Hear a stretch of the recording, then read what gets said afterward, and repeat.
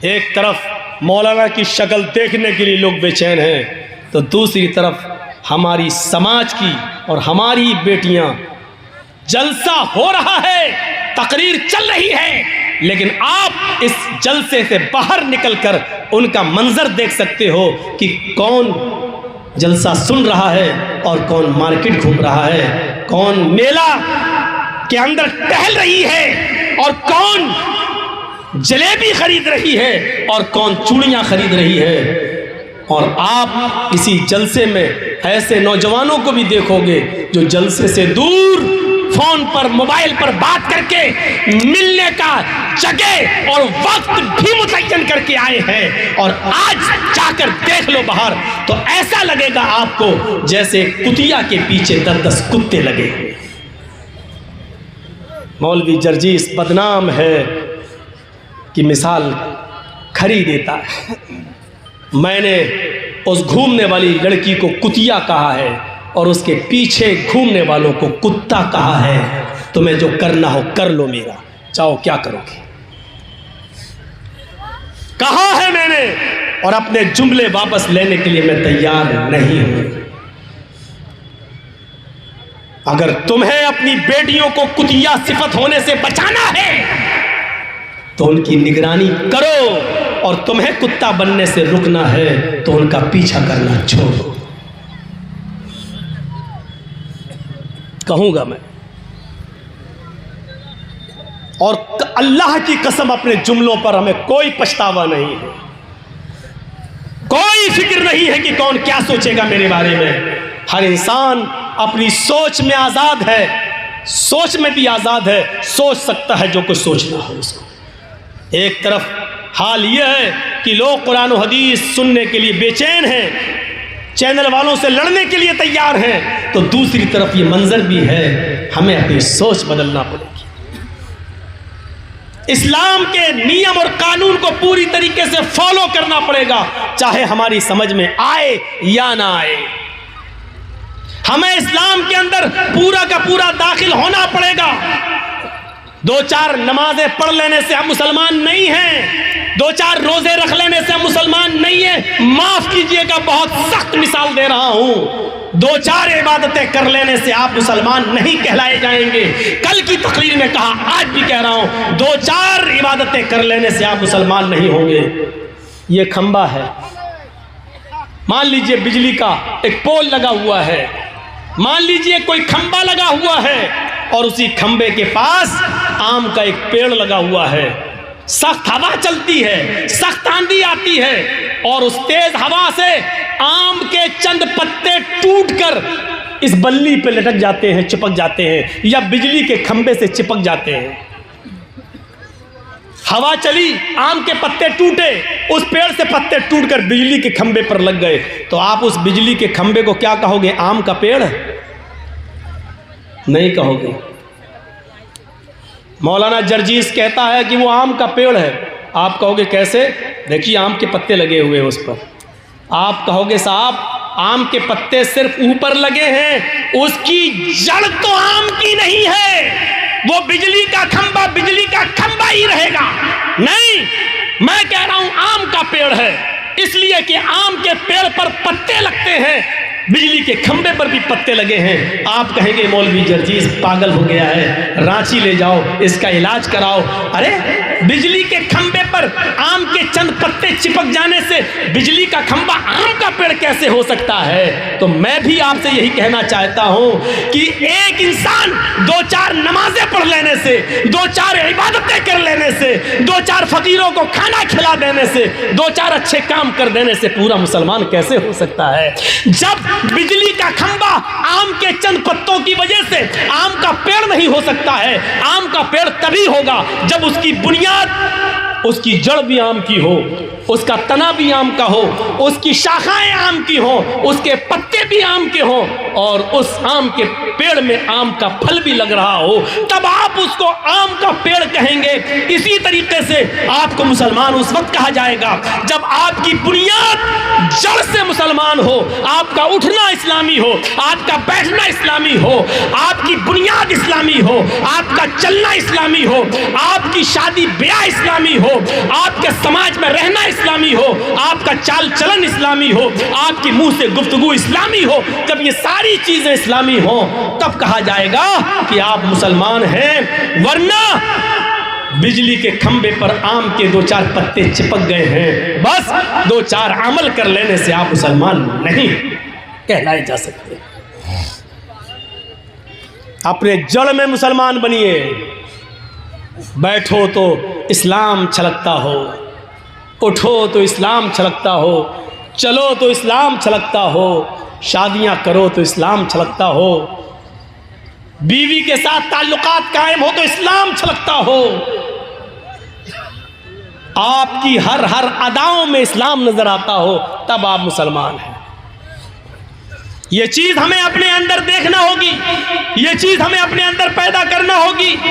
इस्लाम ने जो काम करने को कहे हैं वो करना है, जिन कामों से रोका उससे रुकना है, चाहे उसमें फायदा हो या ना हो, चाहे उसमें हमारा फायदा हो या ना हो, लेकिन हमें रुकना है। बिल्कुल वैसे ही समझो जैसे बड़े बड़े शहर में आप गाड़ी चला रहे हैं और रेड लाइट जल गई। आपने देखा होगा बड़े शहरों में रेड और ग्रीन लाइटें होती हैं चौराहों पर। रेड लाइट का मतलब गाड़ी रोक दो और ग्रीन लाइट का मतलब गाड़ी आगे बढ़ाओ। आप जर्जी साहब गाड़ी चला रहे हैं, चलाते चलाते एक चौराहे के पास से गुजर रहे हैं, रेड सिग्नल हो गया, मतलब गाड़ी रोक दो।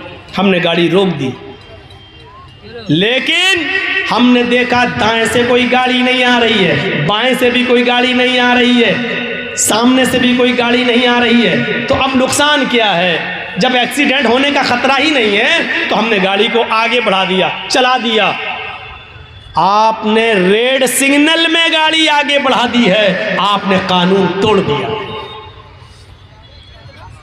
पुलिस ने आगे पकड़ लिया, गाड़ी साहब गाड़ी चला, लाल बत्ती जल रही थी। अरे लाल बत्ती जल रही थी तो क्या हुआ? एक्सीडेंट तो नहीं हुआ, किसी गाड़ी को हमने ठोका थोड़ी है। आप जुर्माना तब ले सकते हैं जब हमने गाड़ी को ठोका हो, गाड़ी आई नहीं रही थी, हमने चला दिया। पुलिस वाला क्या कहेगा? हट, रेड सिग्नल क्यों तोड़ा? गाड़ी आ रही हो या ना आ रही हो, रेड सिग्नल तुमने क्यों तोड़ा? गाड़ी खड़ी करना यानी कानून का पालन, चाहे नुकसान हो या फायदा, हर हाल में तुम्हें कानून को फॉलो करना है। कोई चीज हमारी समझ में नहीं आ रही है, लेकिन हमें कानून मानना है। अल्लाह के रसूल ने फरमाया कि मोज़ों पर ऊपर से मसा करो, ये वुज़ू बनाते वक्त ऊपर से, जबकि गंदगी या मिट्टी नीचे लगती है। अकल ये कहती है कि नीचे हाथ फेरना चाहिए, लेकिन नहीं, हमें ऊपर फेरना है। हमारी समझ में आए या ना आए, लेकिन हमें कानून मानना है। अल्लाह के नबी ने कहा वुज़ू बनाते वक्त नाक में पानी डालना है, उसका फायदा हमारी समझ में आए या ना आए, लेकिन हमें डालना है, क्योंकि नबी ने फरमाया यह कानून बना दिया है, हमें उस कानून को फॉलो करना है। बस हमें इससे मतलब नहीं होना चाहिए कि इसमें ना करें तो नुकसान क्या है। नहीं, जो कानून बना दिया है, फजर में 2 ही पढ़ना है फर्ज नमाज, आप कहने में तो 4 पढ़ूंगा, नुकसान क्या है? नहीं, जो कानून बना दिया है वही तुम्हें मानना है। मगरिब की 3 हम 5 पढ़ते हैं, 4 पढ़ते हैं, नुकसान क्या है? नहीं, जो बना दिया कानून वही तुम्हें मानना है, उसी को फॉलो करना है, चाहे नुकसान हो या ना हो, आपको कानून को फॉलो करना है। हमारा इस्लाम के साथ ताल्लुक कैसा होना चाहिए? एक पानी का बर्तन है, उसमें पत्थर डाल दिया, 2 दिन के बाद आइए पत्थर को निकाल के फेंकेंगे, पत्थर पानी से अलग हो जाएगा। 2 दिन के बाद जब आपने पानी से पत्थर को निकाला, पानी से पत्थर को फेंक दिया, इसका मतलब यह है कि पत्थर ने पानी को एक्सेप्ट नहीं किया और पानी ने पत्थर को भी एक्सेप्ट नहीं किया। जब तक पत्थर पानी में था, लेकिन जब चाहा तब आपने निकाल के फेंक दिया। ये हमारा इस्लाम से ताल्लुक नहीं होना चाहिए। जब तक हम इस्लाम से जुड़े हैं, जब चाहो हमसे इस्लाम को दूर कर दो या इस्लाम से हमें दूर कर दो, ये नहीं होना चाहिए। हमारा इस्लाम के साथ ताल्लुक रंग की तरह होना चाहिए। खाने वाला रंग जानते हैं ना, जलेबी में डलता है, पुलाव में डलता है, आप लोग रंग लाते हैं, गुलाब जामुन वगैरह में डालते हैं। वो रंग लाइए और पानी में डाल दीजिए। आप थोड़ी देर के बाद देखेंगे रंग पानी में घुल गया। पीले रंग का रंग ने पानी को पीला कर दिया, लाल रंग ने पानी को लाल कर दिया। अब आप रंग से पानी को अलग करना चाहें तो नहीं होगा, पानी से रंग को अलग करना चाहें तो नहीं होगा। क्यों? क्योंकि पानी ने रंग को अपने अंदर समा लिया और रंग ने पानी को अपने रंग में रंग लिया। अब दोनों ऐसे घुल मिल गए कि पानी से रंग को आप अलग नहीं कर सकते और रंग को पानी से अलग नहीं कर सकते। यही ताल्लुक हमारा इस्लाम के साथ होना चाहिए। इस्लाम में हम ऐसे घुल जाएं, इस्लाम में हम ऐसे जज्ब हो जाए कि हमसे इस्लाम को दूर किया जाए तो ना हो सके और इस्लाम को हमसे दूर किया जाए तो ना हो सके। हमारी सांस, आखिरी सांस तक इस्लाम रहे, आखिरी सांस तक, मरते दम तक हमारी जबान से यही निकले, ला इलाहा इल्लल्लाह, ला इलाहा इल्लल्लाह। ना हमको इस्लाम से दूर किया जा सके, ना इस्लाम को हमसे दूर किया जा सके। ये हमारा और इस्लाम का ताल्लुक होना चाहिए। आज की तकरीर हमने एक नए स्टाइल से की है और सारी नई बातें हमने आपके सामने रखी हैं। नई बातों का मतलब ये नहीं कि कुरान को बदला है, हदीस को बदला है, बातें वही हैं जो बार बार कही जाती हैं, अंदाज बदलता है। मेरे भाइयों, हमने आज अपना कलेजा निकाल कर, अपना दर्द निकाल कर आपके सामने पेश कर दिया है। आज के बाद चैनल वाले अपना रवैया बदलें और सुनने वाले भी अपना रवैया बदलें। इस्लाम के अंदर पूरे के पूरे दाखिल हो जाएं, ऐसे दाखिल हों कि इस्लाम को हमसे और हमसे इस्लाम को कोई भी दूर करने की कोशिश करे तो नहीं कर सके। जैसे हजरत सुमैया को अबू जहल ने कहा इस्लाम छोड़ दे, उसने कहा नहीं छोड़ेंगे। उसने नेज़ा लिया और सुमैया की शर्मगाह में दाखिल कर दिया। चीखी सब्बित क़दमी अला दीनिक या अरहमर राहिमीन, ऐ अल्लाह मुझसे मेरा दीन मत छीनना, ये मुझे तकलीफ़ें दे रहा है, कहीं इसकी दी हुई तकलीफ़ें मुझे मेरे दीन से दूर न कर दें, साबित कदम रखना।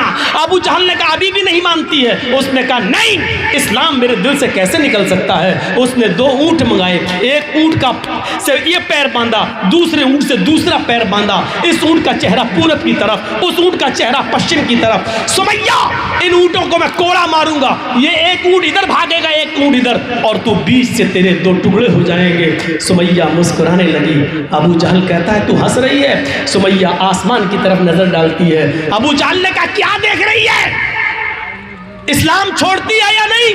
सुमैया ने आसमान से नजरें उठाकर अबू जहल के चेहरे को देखा और कहा अबू जहल, जन्नत देखकर भी कोई उसकी नेमतों से मुकर सकता है क्या? कहा मैं इन ऊँटों को भगा रहा हूं। कहती है चीख कर अबू जहल शौक से भगा इन ऊँटों को। जितनी देर तू इन ऊँटों को भगाने में लगा रहा है उतनी देर मुझे अल्लाह की जन्नत में जाने में लग रही है। जितनी जल्दी तू इन ऊँटों को भगा देगा उतनी जल्दी मैं जन्नत में दाखिल हो जाऊंगी। मेरे भाइयों, अबू जहल ने ऊँटों को कोड़े मारे और सुमैया के 2 टुकड़े हो गए। यानी आखिरी दम तक सुमैया से इस्लाम नहीं निकाला जा सका और इस्लाम से सुमैया अलग नहीं हुई। ये ताल्लुक़ हमारा इस्लाम के साथ होना चाहिए। हमसे कितनी ही मुसीबतें आएँ, ना इस्लाम हमसे दूर हो ना हम इस्लाम से दूर हों। उठना बैठना, एक गौर करो, अपने बच्चों को तालीम दो इस्लामी। अल्लाह के नबी ने फरमाया जब बच्चा 7 साल का हो नमाज का हुक्म दो, ना पढ़े कोई बात नहीं, लेकिन ले जाओ पढ़ाओ, और जब 10 साल का हो जाए नमाज ना पढ़े तो उसको मारो, मार मार के ले जाओ। हदीस अपने बच्चों को तालीम दो। मुस्तद अहमद की रिवायत है, एक सहाबिया औरत है, कहती हमारे घर में जब बच्चा पैदा होता है तो बच्चा जब पेशाब करता था तो मैं पानी का एक बर्तन उसके ऊपर डाल देती थी। बच्चा पेशाब करता तो पानी से उसको धो देती, उसकी शर्मगाह पर पानी डाल देती थी। जब बच्चा पहले दिन चलने के लायक हुआ, पहला दिन जब बच्चा चलने लगा, पहले दिन जब खड़ा हुआ और मेरे बच्चे को जब पेशाब की ज़रूरत हुई तो मैंने अपने बच्चे से ये नहीं कहा बेटा पानी लेके जाओ, चूँकि अब तक मैंने उसकी आदत डाल दी थी। बच्चा जिस दिन चलने के लायक हुआ उसी दिन पानी का बर्तन लेके जाने लगा और पेशाब करके अपनी शर्मगाह पे पानी डालने लगा। मैंने अपने छोटे से 1 साल के उस 1.5 साल के बच्चे को देखा जो अपनी शर्मगाह पर अपने हाथ से पानी डाल रहा है। हालांकि उसको इस्तिंजा करना नहीं आता है, उसको पेशाब करके धोना नहीं आता है, इस्तिंजा कैसे किया जाए उसको नहीं मालूम, लेकिन मैंने अपने बच्चे को अपनी शर्मगाह पे पानी डालते हुए देखा।